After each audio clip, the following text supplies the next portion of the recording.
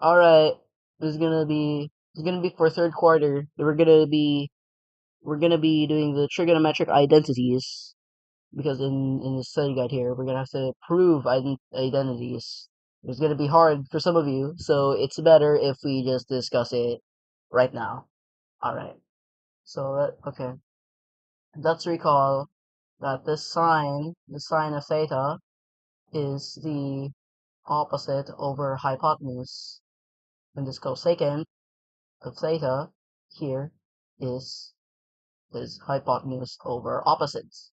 Notice how this is a reciprocal of this. So there's our first identity. Oops. There you go. There you go. Oh, you're kidding. Okay. That's our first identity. Sine, no, actually no. Cosecant of theta is equal to 1 over sine theta. Theta. And that's just true.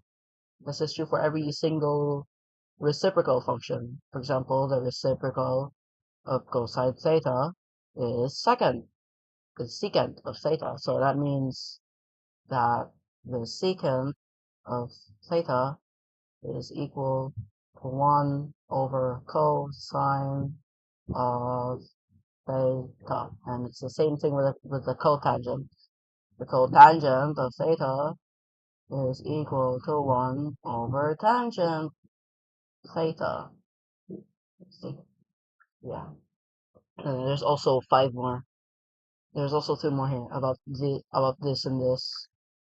So this tangent, of course, it's opposite over adjacent. And from this we can solve here, since sine of theta is obviously hypotenuse over opposite. No, it's opposite over hypotenuse. This opposite here is essentially just the hypotenuse times sine of theta. Right? So we have h hypotenuse sine of multiplied by sine of theta.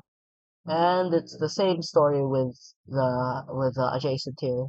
Obviously, cosine of theta is just adjacent over hypotenuse, so the adjacent here is just the hypotenuse times the cosine of theta.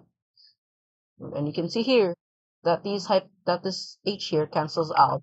So there we have our fourth trigonometric identity, already halfway. So the tangent of theta is the sine of theta divided by the cosine of theta. And it's also the same story with the cotangent here.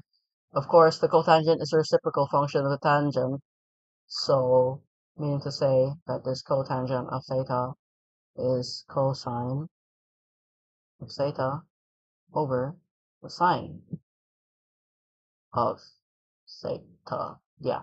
So there we have five out of the eight done. These are all these are what you call the reciprocal identities. These are the reciprocal identities because each of the trigonometric functions here is just a reciprocal of this. Except for this, I don't know why this is here, but it's obviously reciprocal. Just any number that's a reciprocal of another number, that number is also reciprocal of that number. Yeah, same thing